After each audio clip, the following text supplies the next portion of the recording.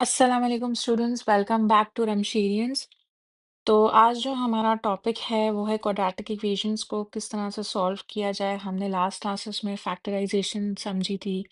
Factorisation एक method था quadratic equation को सॉल्व करने का। अब एक फॉर्मूला होता है जो एग्जाम में ज़रूर टेस्ट होता है। तो आज हम वो फॉर्मूला प्रैक्टिस करेंगे कि किस तरह से वो फॉर्मूला अप्लाई होगा और हमारी क्वाड्रेटिक इक्वेशन जो है वो सॉल्व होगी। तो काफ़ी स्टूडेंट्स इस फॉर्मूला से फेमिलियर हैं। वो फॉर्मूला है x is equals to minus b plus minus b square minus 4ac divided by 2a। अच्छा, ये आपकी फॉर्मूला शीट में गिवन भी होता है, बट आपको इसके ऊपर रिलाई नहीं करना होता क्योंकि इतना टाइम नहीं होता एग्जाम में कि आप जो है फॉर्मूला शीट खोलो और उसमें से जाके जो है वो फॉर्मूला को देखें और फिर स्टार्ट करें, क्योंकि इसका जो है वो 3 to 4 मार्क्स होते हैं। तो उसके लिए अगर आप हर बात पे जो है वो बार बार जाके फॉर्मूला शीट देखेंगे तो कुछ ऐसे फॉर्मूलाज होते हैं जो गिवन तो होते हैं, लेकिन अगर स्टूडेंट्स को याद हों तो आपका टाइम बहुत जल्दी जो है वो वेस्ट होता है। इस वजह से आई रियली रिकमेंड कि आप ना इस फॉर्मूला शीट के ऊपर डिपेंड ना करो। ठीक है। अच्छा, अब इस फॉर्मूला में ये वो फॉर्मूला है, क्योंकि अक्सर क्या होता है कि हमें फॉर्मूलाज लिखने की ज़रूरत नहीं होती अपने एग्ज़ाम में। जो है वो डायरेक्ट हम अप्लाई कर सकते हैं, but this is the only formula which is important कि आप उसको लिखें। Only formula which carries marks. अब ये वो एक फॉर्मूला है जिसके अंदर मार्क्स आपको मिलते हैं लिखने के, मतलब इट्स वेरी इंपॉर्टेंट कि आपने ये पेपर में क्वेश्चन सॉल्व करते वक्त ये आपने फॉर्मूला लिखना है लास्ट में। ठीक है।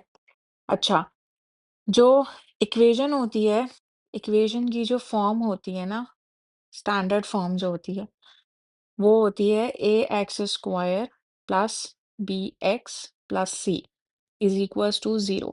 ये वो इक्वेशन होती है जो हम क्वाड्रेटिक फॉर्मूला के साथ यूज़ कर सकते हैं। इसमें जो पहली टर्म जो ए एक्स के साथ एक्स स्क्वायर के साथ होती है वो ए होती है, जो एक्स के साथ होती है वो बी होती है, और जो सिर्फ कांस्टेंट होता है, जो नंबर होता है, उसको हम सी कहते हैं। और फिर हमें बस इस फॉर्मूला के अंदर ये पुट करनी होती है वैल्यूज़। ठीक है। और इस क्वेश्चन के अंदर एक और चीज़ ये होती है कि आपको क्वेश्चन के अंदर जो है वो डेसिमल प्लेसेस या सिग्निफिकेंट फिगर्स जो हैं वो मेंशन्ड होंगी कि कितनी जो है वो आपने डेसिमल प्लेसेस में आंसर देना है या सिग्निफिकेंट फिगर देनी है, और उसके भी मार्क्स होते हैं। तो अब हम क्वेश्चन सॉल्व करते हैं कि किस तरह से हमें एक एक स्टेप करना है। ठीक है। अब हम एक क्वेश्चन करते हैं। अब इसके अंदर अगर हम देखें तो एक्स के साथ कोई नंबर नहीं है, विच मीन्स कि ए जो है वो हमारा 1 है। फिर हम देखें तो एक्स स्क्वायर के साथ हमारा 1 है। अब एक्स के साथ हमारा है -23, तो बी हमारा -23 होगा, और जो नंबर है हमारा वो हमारा सी होता है और वो 81 है। अच्छा, इस तरह से आपको क्वेश्चन गिवन होगा कि सॉल्व द इक्वेशन, और आपको इक्वेशन गिवन होगी और आपको डेसिमल प्लेसेस या सिग्निफिकेंट फिगर्स गिवन होंगे जो आपने जो आपने कंसिडर करने होंगे अपने आंसर में लिखने में। ठीक है। अच्छा, अब हम जो है वो फॉर्मूला ज़रूर लिखेंगे। पहला हमारा जो स्टेप होगा ना वो होगा हमें फॉर्मूला लिखना है। फॉर्मूला हमने याद करना है ताकि हम उसको लिखें तो हम फॉर्मूला शीट में जाके ना देखें इसको। ठीक है, ये हमारा फॉर्मूला है। अब हमें सिंपली पुट करनी है वैल्यूज़ को। तो x इज़ इक्वल्स टू अब -23 है। अब फॉर्मूला में यहाँ पे ऑलरेडी माइनस गिवन होता है, तो स्टूडेंट्स क्या करते हैं, अगर इक्वेशन में माइनस हो तो उसको इग्नोर कर देते हैं और वो जस्ट -23 लिख देते हैं। तो आपने माइनस ये जो साइन है ये आपने लिखनी है, और बी के साथ जो माइनस ऑलरेडी था वो आपने ज़रूर लिखना है। तो इस तरह माइनस माइनस कैंसिल होके प्लस हो जाता है, और अगर आपने ये नहीं किया तो आपका पूरा आंसर गलत हो जाएगा। तो इसको आपने लाजमी देखना है। फिर प्लस माइनस करके बी का स्क्वायर हो जाएगा -23 स्क्वायर -4, ए की जगह हम 1 पुट करेंगे और सी की जगह हम 81 पुट करेंगे। ठीक है। फिर हमें इस पूरे के नीचे डिवाइड करना है 2a से, और a हमारा 1 है। अच्छा, अब आपने क्या करना है, अब आपने ये करना है कि आपने ये वाली जो वैल्यू है, ये जो स्क्वायर रूट के अंदर है, ये आपने सिंपली कैलकुलेटर के अंदर पुट कर देनी है। ठीक है। ये आपने कैलकुलेटर के अंदर पुट करनी है और आपने जो है वो इसका आंसर कैलकुलेटर से निकाल देना है। ये माइनस माइनस 23 हो जाएगा, प्लस माइनस अब जो कैलकुलेटर से आंसर आ रहा है वो हमारा आ रहा है 205। अच्छा कैलकुलेटर में आपने अच्छा यहाँ पे मैं लिख देती हूँ ताकि आप भूल ना जाओ। Put this in calculator.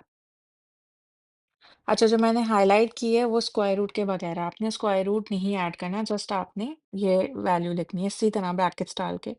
तो आपका कैलकुलेटर से आंसर आ जाएगा 205 और नीचे हमारा जो है वो 2 होगा। ठीक हो गया? यहाँ तक आपने कर लिया। अब आपने जस्ट क्या करना है कि इसको आपने फिर से कैलकुलेटर में अच्छा नहीं, पहले आपने इसको 2 फॉर्म्स में लिखना है कि x इज़ इक्वल्स टू 23, एक आपने प्लस के साथ लेनी है और दूसरी आपने लेनी है माइनस के साथ, और x is equals to 23 minus 205 over 2। अच्छा अब यहाँ पे मैं एक टिप दूँगी आपको कि कैलकुलेटर में समटाइम्स क्या होता है कि आपने ना कैलकुलेटर में इस तरह से कुछ वैल्यू पुट कर दी होती है कि 23 plus 205 divided by 2।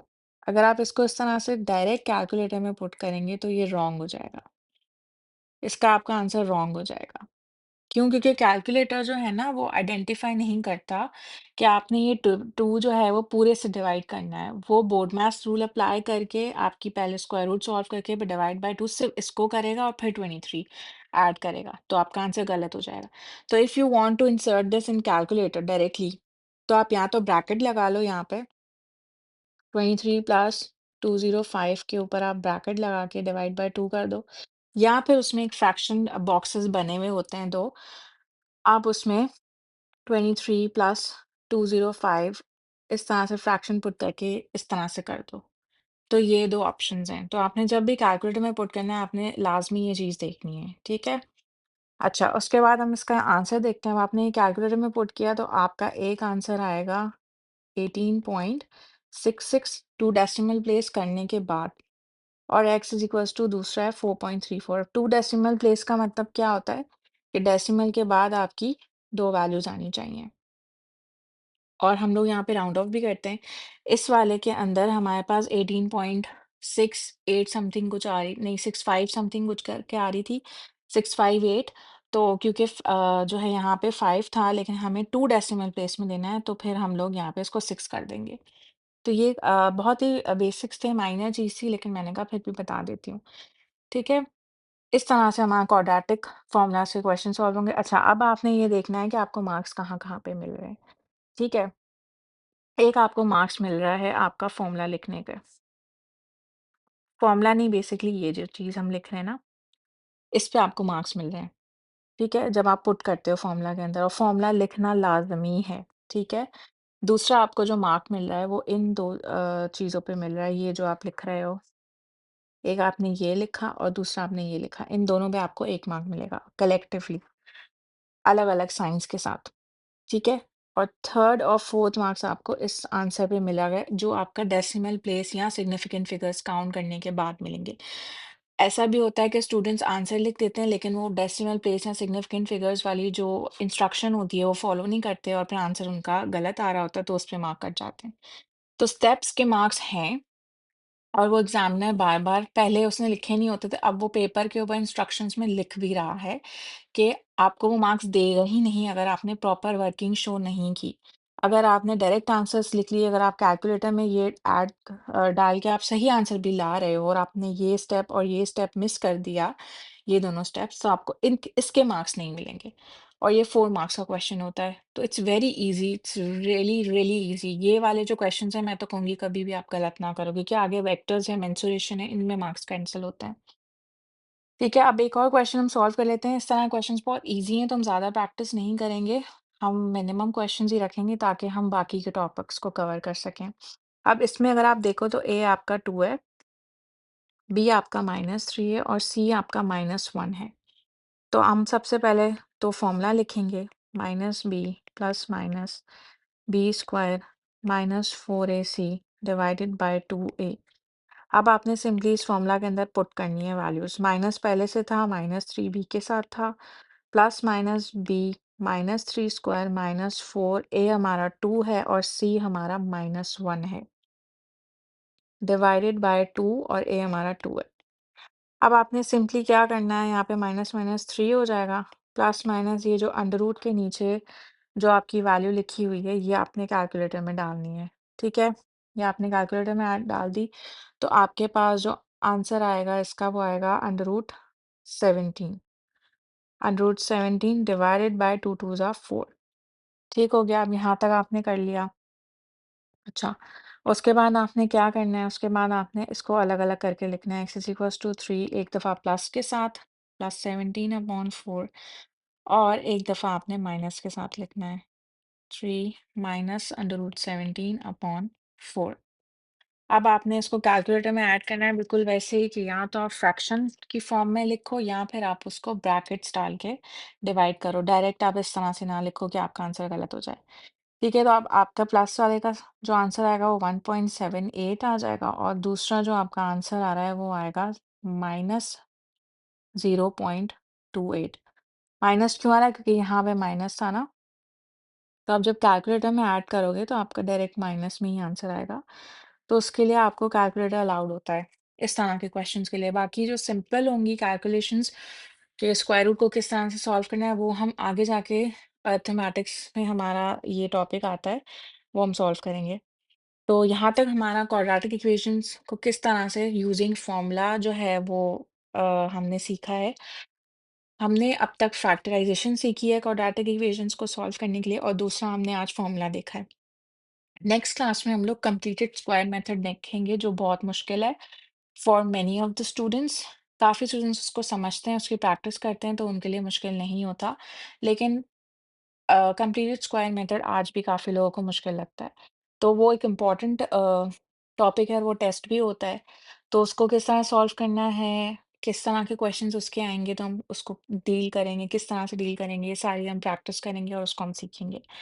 I hope आपने ये लेक्चर जो है, मेरे लेक्चर्स जो हैं वो आपके लिए हेल्पफुल हैं। थैंक यू सो मच कि आप लोग जो है मेरी वीडियोस को देख रहे हैं और समझ रहे हैं इस चीज़ को। So we'll meet in the next class. Thank you, अल्लाह हाफिज़।